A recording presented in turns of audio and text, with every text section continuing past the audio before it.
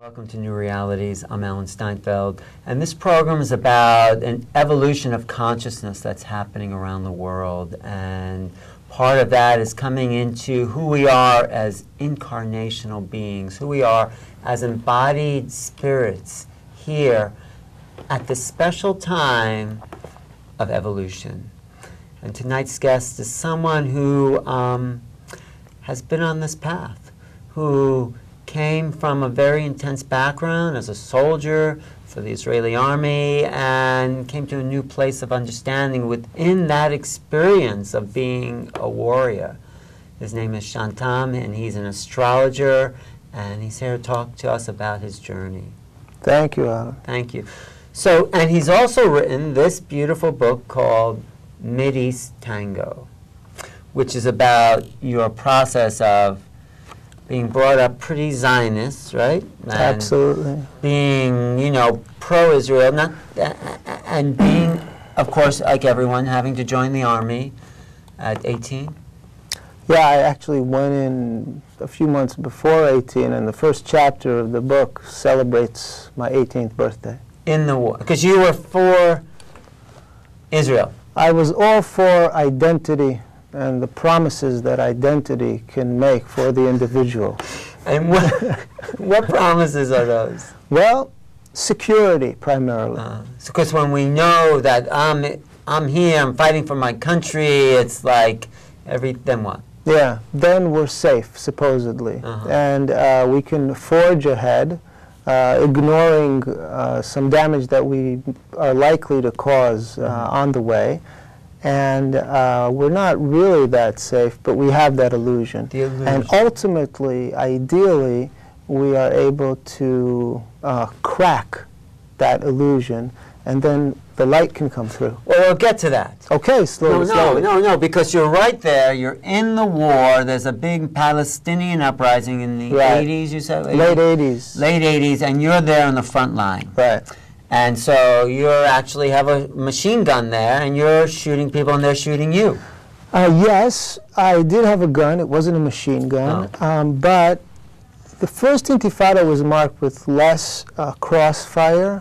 It was more like a major civil disobedience on the Palestinian side. So we were faced with kids with stones and with Molotov cocktails, and only occasionally did we actually engage in crossfire. The later Intifada saw the real crossfire, and that's what's happening today in the Gaza Strip. But is that the West? You were on the West Bank? That's right. In the occupied lands? So to speak, yeah. And did you ever think about what these Palestinians might be wanting in their uprising, or were they just the enemy? The amazing thing is that I grew up in Jerusalem, you know, and in Jerusalem live, let's say, 500,000, 1 million Arabs, depending how you count. Let's say 500,000. But in my entire youth, I never really shared a meal with an Arab. I never visited the inside of an Arab house. There were absolutely no social ties. So for me, the Arabs, although they were my neighbors and lived about 5 minutes away from where I lived growing up, I had no idea who they really were. So when the Intifada started, and I came in wearing a uniform to Palestinian villages to help suppress the uprising, I was actually shocked that they had any problem with me, because I perceived myself to be a very nice guy. Right. I always ate politely at the table and behaved like a good boy. And then suddenly people were throwing stones at me, and I couldn't understand why. But what was your feeling about the Arabs, the Muslims themselves? Did you have any prejudice against them growing up being, you know, Jewish Israeli? There were phrases that I was taught as a kid, or more, we should say, that were used where I was growing up. For example, if someone really played music and it was inaudible, we couldn't stand it, that was Arabic music.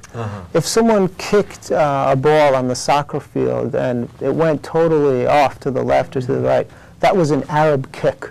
And if someone ran away when they should have stood up to something, then they were labeled as fearful as an Arab. So these things nourished my understanding of what the Arabs must be like, although I never met them personally until I met them, so to speak, on the battlefield. So you didn't hate them. They weren't evil, like maybe, like you didn't, there wasn't any like really hardcore prejudice that way. I was afraid. You were afraid of them because they wanted to take over Israel. Right. The legend was that they want to throw us all into the sea. Okay. So there you're on the front line, they start to throw rocks at you, and then you're shocked because you're just here to protect your country. And so what was the awakening? What was the moment where you realized that what you were being told may not be the way it was? Okay, two things happen. One very important experience. Part of my training is an elite commando. What does that mean? Elite commando. That means kind of like the Green Berets are here, or the SEALs, except, you know, the SEALs will be in the sea. But people who are trained with an extra professional Army training. Okay. Not just regular infantry, but specialized training. So part of our training was sleep 1 week. Sleep 1 week meant we slept 1 hour during the entire week. Wow. Yeah. You should try it sometime. I've tried it. I love sleeping. Yeah, I know, me too. But anyway. Sure, because you've been sleep deprived. So they had that idea for us at the time. Is that the only thing you need to do to be an elite? No, not the only thing, but one of them. Okay. Yeah. And so towards the end of that week, I had an experience of walking with a friend, and I fell asleep while I was walking. And when I opened my eyes, I did not know who I was. So I experienced sense perception. I could see, I could hear, I could even reason cognitively, but I was totally free of identity. And that got something going within myself, because I said, if I could exist and even reason and take in information and put out information without knowing who I am, something fishy is going on. So the thing that I've been told about being Jewish and being a commando, the whole identity thing, started to crumble. And then I met conflict through that prisma. Because they were attacking you for the identity that you created. Right, and I was defending it. You were defending your identity. But why really, if I can exist without identity, why support this conflict? That was the beginning of it all. And then there were just many little stories that I describe in the book, which led me to feel that something is wrong, something is off. We shouldn't be doing these things in the way that we're doing them. We shouldn't be trying to suppress a rebellion when people are trying to have the right to live. Yeah, and I must say, I should really say I should not be doing these things, because it is a personal choice. But then, okay, so then you have this slow awakening in the Army. Right. And you don't put down your gun, though. You're still... Ultimately, I do. But how do you feel in this process where you're defending, you're fighting these people, throwing these rocks and cocktails? I mean, what's the internal feeling? Are you having a lot of conflict inside about what you're doing? Terrifically stressed out, under a lot of pressure, afraid, ashamed, and confused. Okay. Thank you for being honest. Yes, well, that's what it's all about, isn't it? And so, what then happens? So, where do you go from there? What happens is what I've come to see and believe happens typically in the process of awakening from fear to freedom. That is to say, first the foundational structure of identity starts to rock a little bit, right? And it's very unpleasant. And as the situation heatens up, it can become very, very unpleasant. And then slowly, something starts to rise up. The analogy might be like through the spinal column. And as that thing happens, you can reach a point of personal or mental freedom. And once that is established, and that happened for me over about 18 months during my military service, then I felt totally mentally free of all the ideas that I was fed at the end of that process. And from there I went out to the world and I became a yogi in the Himalaya and an astrologer and a teacher, and that's what I do these days, and an author. But in this process, I mean, it wasn't just your personal identity that was dissolving, it was the country you were defending, your ideas about country and boundaries and borders and people and civilization and being Jewish and Muslim. I mean, what was that like in that dissolving? Well, these are all identities of the self. Mm-hmm. So not just my personal identity as David Zohar, originally, and still now Shantam David Zohar, but also as belonging to a nation, belonging to a unit, belonging to an army, belonging to a people. That is what deteriorated and ultimately faded away. So did you quit the army? I quit the unit at a certain point. Which means what? Which means that this was a volunteer unit. I see. The elite. Right. And at some point I came and I said, I can't do this anymore. And I had that option. And then they asked me, they said, all right, you've done a lot. What do you want to do now? And I said, give me a desk job, 9 to 5. I'll stay till the end of my term, but I'm not going to hold a gun anymore. Because what was going on? I mean, you didn't want to shoot people. I didn't want to shoot. I didn't want to be present in violent circumstances. And I couldn't even support any other job within the unit itself, because when I found out what the mission of the unit was and how we were to be engaged... Which was what? Well, this remains top secret, but it is described in the book. It was things that I could no longer endorse. They were pretty ruthless, you're saying, in order to demoralize the Arab population? They were pretty ruthless. They didn't see it that way, but ultimately I came to perceive it as action that I couldn't support. But going back to the whole Israeli-Palestinian issue, I know it's sort of outside, but what is to be done, in your opinion, because you've been there on the inside, you've seen these people up close. What's the solution? Well, it would be great to just come up with the right solution. I'm really an advocate of personal process. And so, for example, my social action is writing this book and then putting it out there. It's telling my story from direct experience and without judgment that would say we have to do this and we have to do that. Okay. Then what I hope this will cause or lead to or be part of is a movement of personal awakening that will lead people to be free of their rigid identities. Whether they're Arab, Muslim, Israeli, Jewish. Or from New York City. Or from New York. I don't know if I can let go of that, but... yeah, that's the toughest one of them all. Yeah, but... I believe that when I went into Grand Central Station, man, you people can walk fast. No, but... So that's the way for peace, is to get rid of the identification of everything we have said this as a false self. I perceive it to be so.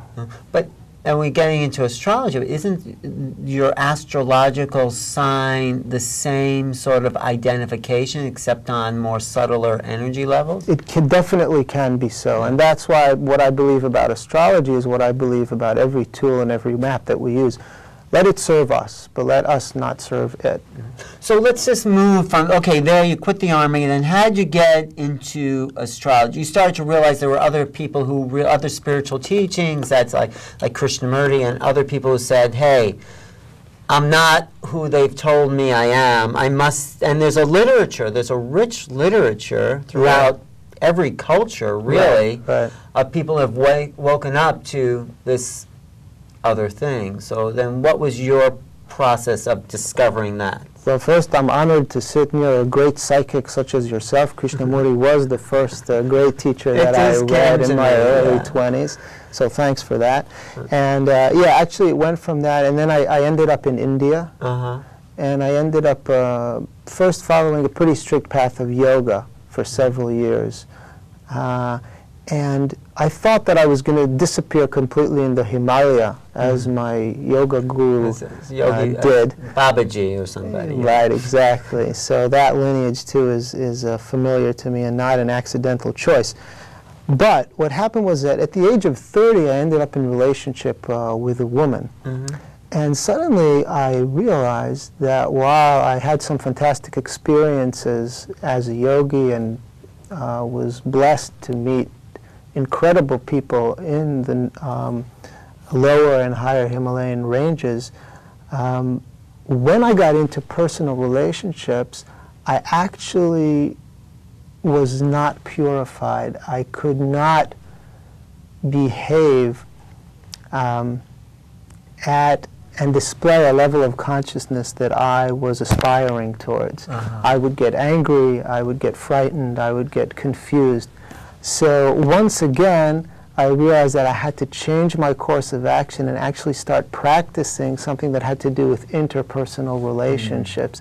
So I spent a good number of years doing that. That's more intense than being in the army, isn't it? It's a lot worse, and it's much harder than being a yogi in your cave alone in the Himalaya. Right. So that was a real challenge. And with that, astrology has been helpful. Because I used astrology very much like a personality theory, but which does relate to some higher principles that have been polished throughout thousands of years by humanity. But I still think that at a certain point, you know, we must be free of our astrological identity, just like of any other identity. But we can use it as a tool to kind of work through those areas that are visible in the conscious field, let's say. Right. So, for example, what I'm doing now is I'm focusing on the axis of power. That's the axis that goes from the IC to the M-sphere, from the lowest to the highest point in the chart. From the midheaven to the bottom of the chart? Yeah, but starting from the bottom and going to the midheaven. Okay. And my midheaven is the galactic center, 28 degrees Sagittarius. Okay, then we must all bow down to you. No, I don't know what that means. Tell me. Well, that means too many things. Okay. But the principle behind my work with this particular axis is, at the moment, I look to the bottom of the chart, to the shadow, and I try to investigate what is the root of the person's fear. I do this together with the person. Well, that's why I said that. If the top is 28 Sagittarius, what would the bottom be? 28 Gemini. So then what would the root of my fear be? Communication. Ah, that's why I'm diving into it. Yeah. I see. And you move up towards social justice and idealism. Oh. Philosophy, religion, the big picture. That's what I'm doing. You've done it then. Well, I know, I'm in the process. Yeah, we are all. So, okay, you take the bottom of the shadow and you move towards the light of the chart. Right, and this is the axis of power, moving from your family orientation, which is the most strict identity, seated, I would say, at the base of the spine, and then we move up, right, and we reach the point of the individual function that we carry, the symbolic function that we carry as individuals in the society. And that point is a point of personal freedom, right, or at least independence. That would be what I'm doing here with the Sagittarius. Yeah, and you're drawing on communication. You're using language. You're hanging out in the neighborhood, which is a classic Gemini thing to do. Yes. Right? But what you're doing is you're broadcasting to society a philosophy that's probably pretty well thought out and based on some idealism that it is based on the idealism that we are the transcendent being. Right. We are using these vehicles of personality and physicality to indulge the soul's moment of evolution. Yeah. That's what I would call this incarnational process. Right. You know, and some people, there's been a lot of talk about the moment. Right.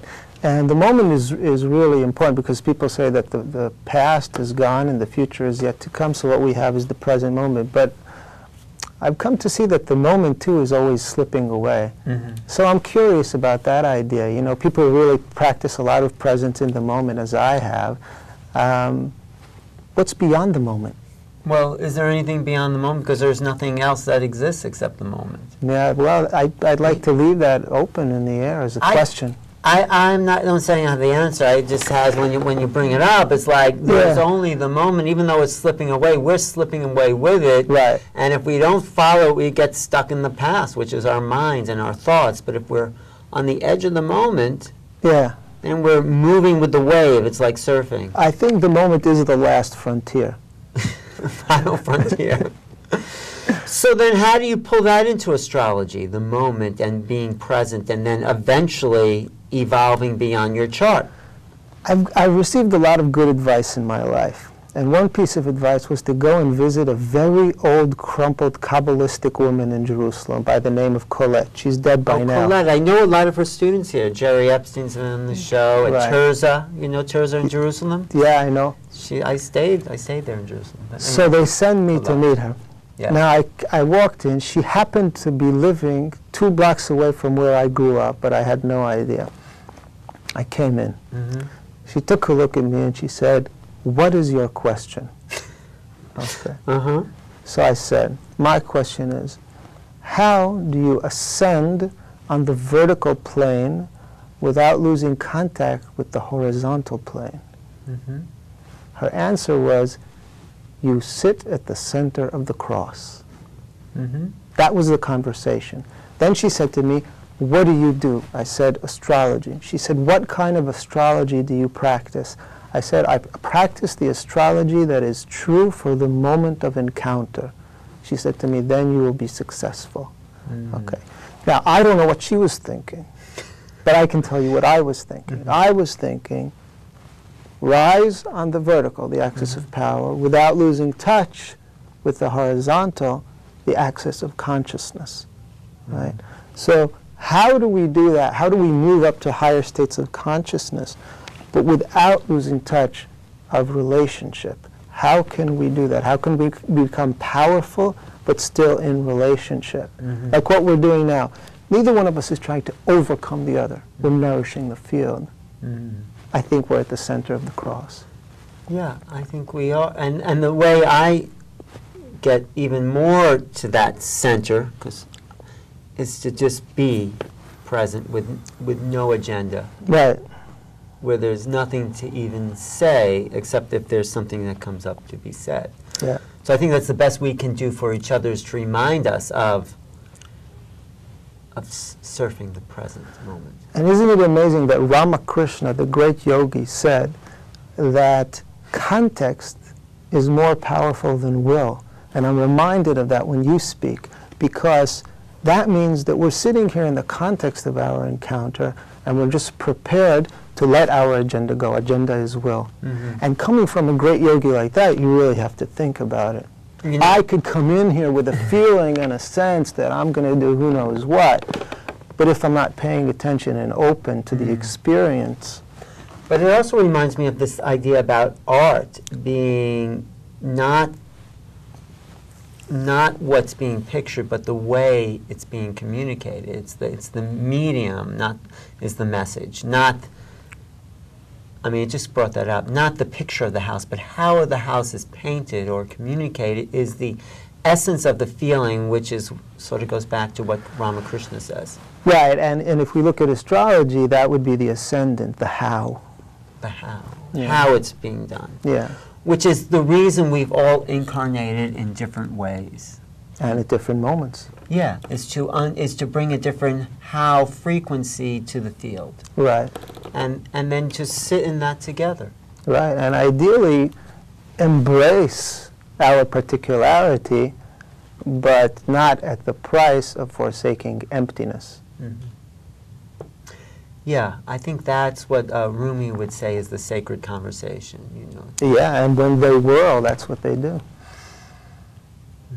So all we can really do for each other is support the dissolving of everything else. Yeah, I think that's one of the great debates between the East and the West. What can we really do for each other?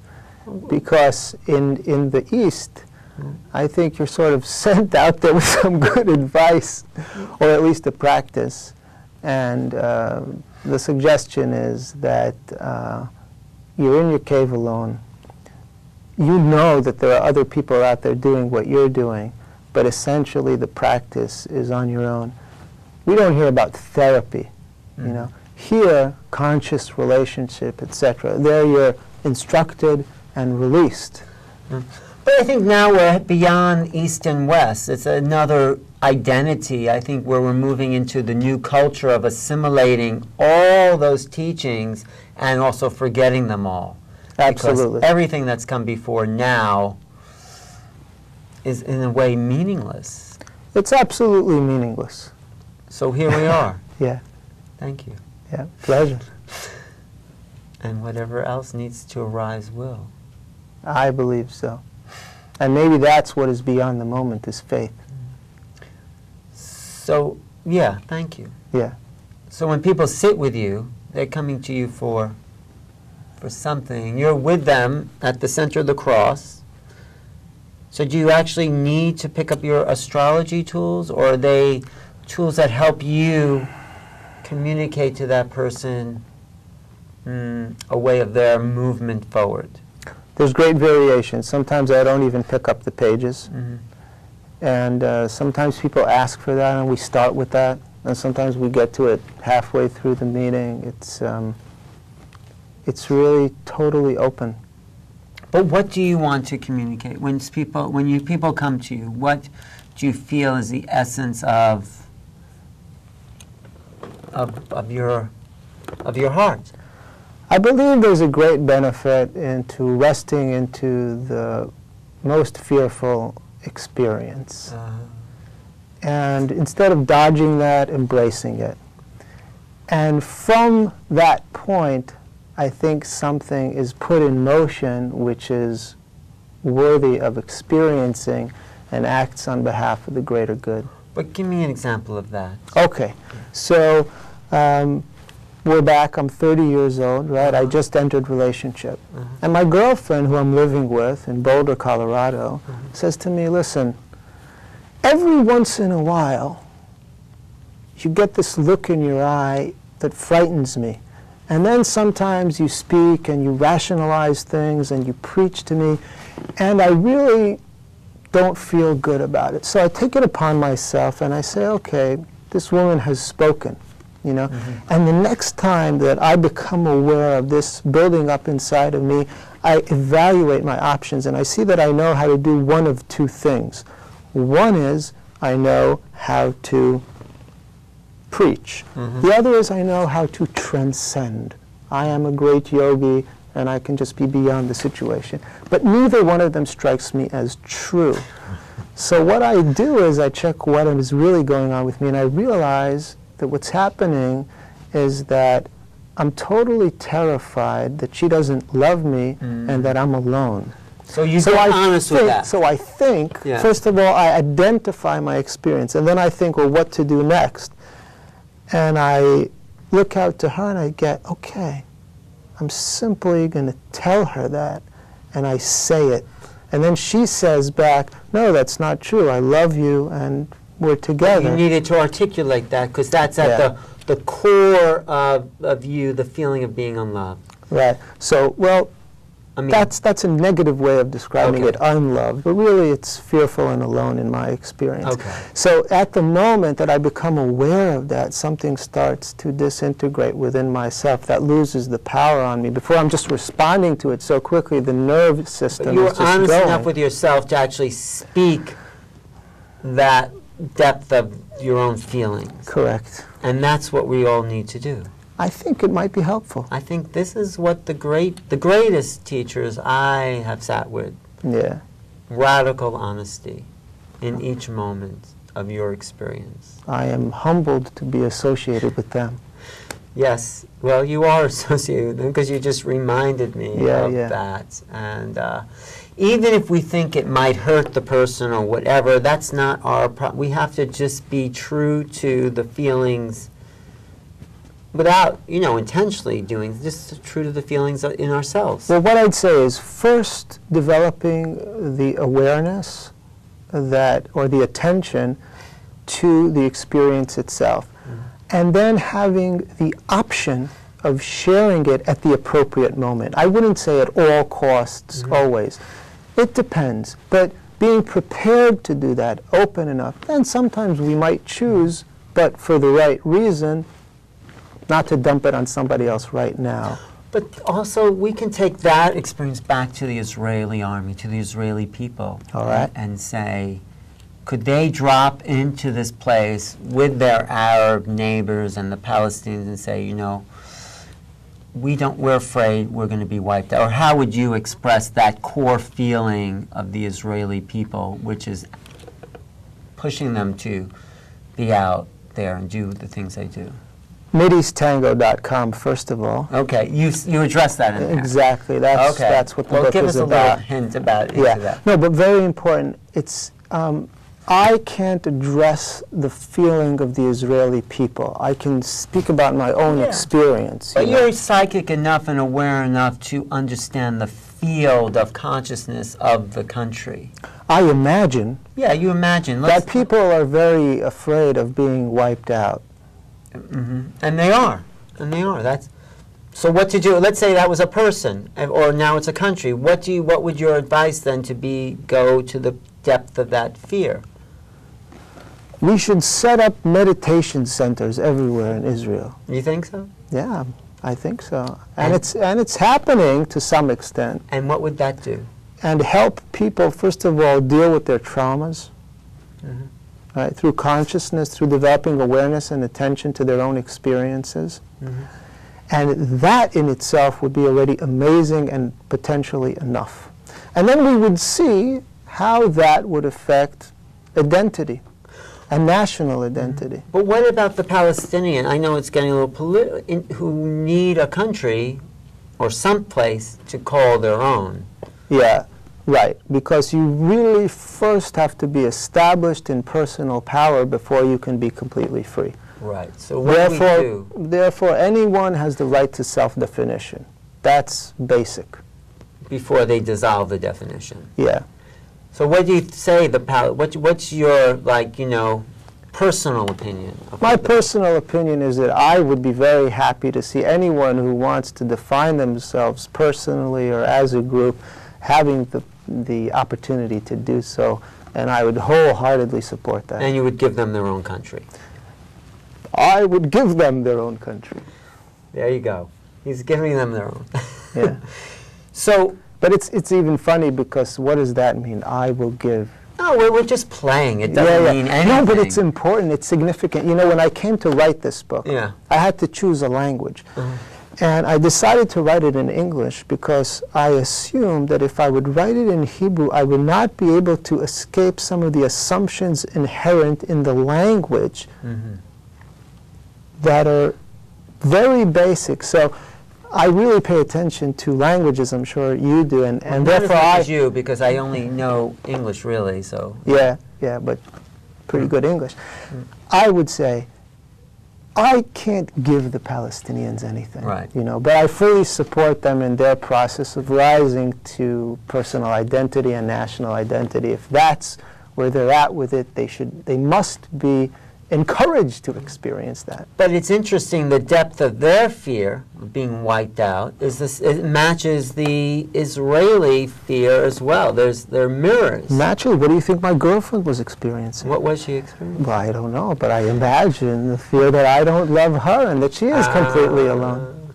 So both people or parties or countries have to go to that place to get clarity in a new relationship. You got clarity in your relationship when you went to where the fear was. Right, and these two nations may not be exactly at the same point because Israel has already had the right for self-definition, recognized or not, for the past 60-some years, even though you might say after thousands of years. And the Palestinians are really young in this way. Well, but they've been around a long time. They just haven't been defined as such. Yeah, but that's what I'm talking about. I mean, they must, in my opinion, be fulfilled in their desire to realize their own identity. Yeah, and I think all people do, but I think really the planet is at a time where we need to be identified as humanity, a planetary civilization, and not isolated blocks of... I mean, it's great to have a culture, But I think eventually the one world aspects, not the one world government, which has that negative side, but the one world vibration will bring us all to a new level of awareness with each other as we dissolve the individual identities and merge to what's called humanity. Yeah. And humanity, too, you know, might be another form of identity. Totally is. Yeah. Totally, but until we meet our cosmic brothers, Yeah. which is very much apart. You know, I forgot his name, but there was a film about, I think it was about the yogis of Tibet, but I'm not sure. So one yogi there was described, he had spent 30 years in a cave, and the Dalai Lama asked him to come out, so he came out because it's not nice to refuse to the Dalai Lama. Go away. So he comes out, and then they interview him. So after all these years in the cave, so they say, so, you know, how are you? So he starts describing his experience. He says, there's a huge gap between me and almost everybody that I meet, because most people that I meet identify as human beings. Good. And that's the end of the sentence. So that, I thought, this guy I understand. So if we're not any of that, I mean, I got a sense of who we or what is. What's your feeling? I think the answer is an experience. We are the experience. No, but the answer is an experience. The answer is an experience. But, yeah, I think it is the experience. I mean, I think the answer is here when we get rid of the stuff in the way of I mean, we're having the experience. Right.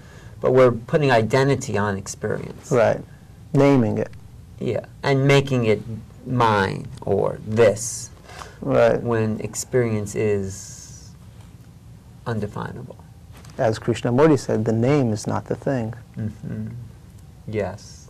My favorite Krishnamurti is, I was going to say joke, but quote, is it's so hard for a human being to distinguish between observation and evaluation. Right. And that's what gets most people into trouble. Right, and that's exactly the work that I do, is focus first of all on observation and then note the process that arises sometimes naturally of evaluation. And we must be able to evaluate just to walk out of our homes, but it's really necessary, I think, and crucial that we learn also how not to evaluate. Right. And this does happen in different parts of the brain. Yeah, well, even beyond the brain, in the essence of the spirit. I mean, Right. just to be in the ocean.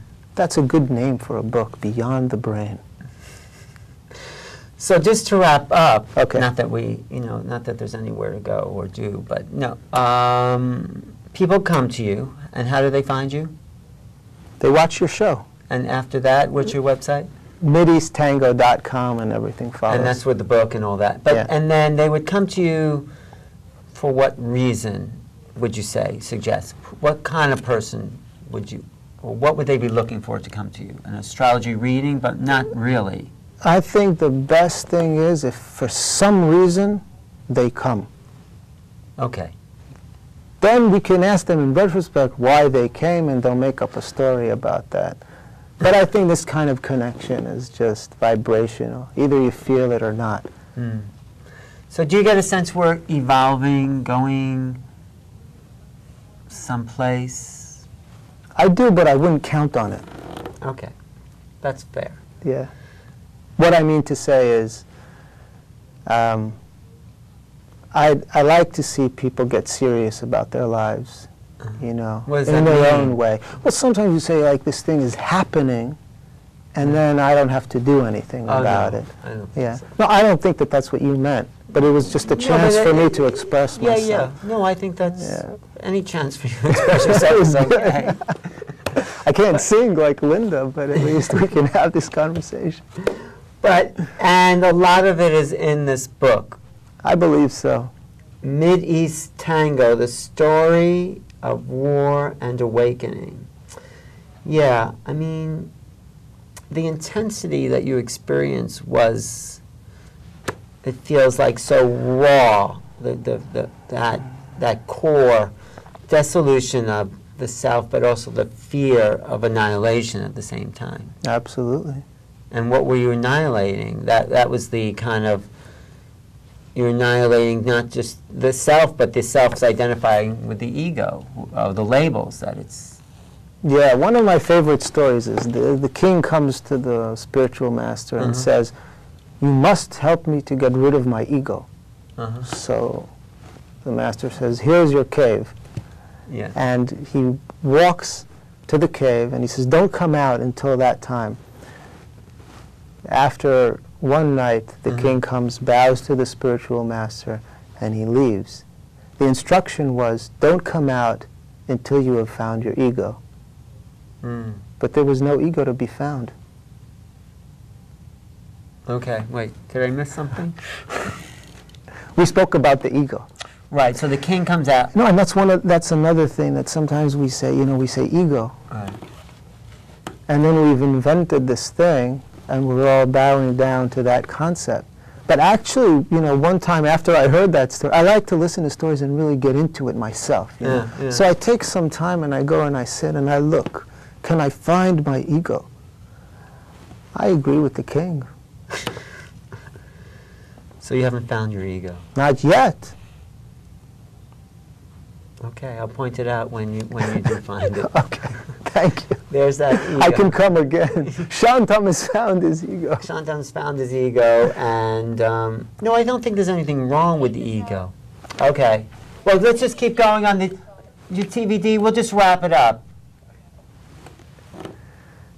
Okay. Thank you for putting your whole self into this. Thank you. There's nothing wrong with an ego, though. I think not. It's just a steering wheel for the vehicle of being. Yeah, I think if someone has an ego, they should definitely make the best use of it. And most people do. Yes, including perhaps myself. Including. Yeah. Thank you. Thanks for playing. Yeah, nice to hang out. Living the new reality. Yeah, that we have all created. I guess. Yeah. Any questions from the audience? Ravi, so happy to hear this. Really great. And I never heard you speak. Oh, you never heard me No, speak? because you've always been without ego before. Oh, I'm with ego. No, It's like no, being I with never- child. I'm with ego. No, because you've only been, I've seen you organizing things, but never Oh. what your thoughts and views were. Oh. It's great. I loved it. Loved you. Great. Thank Be you. here tomorrow night. Great, great. Thank you. Thank you. Yeah, it was good to have you here. We It's always definitely nice. felt your presence. It's always nice to have some people listening.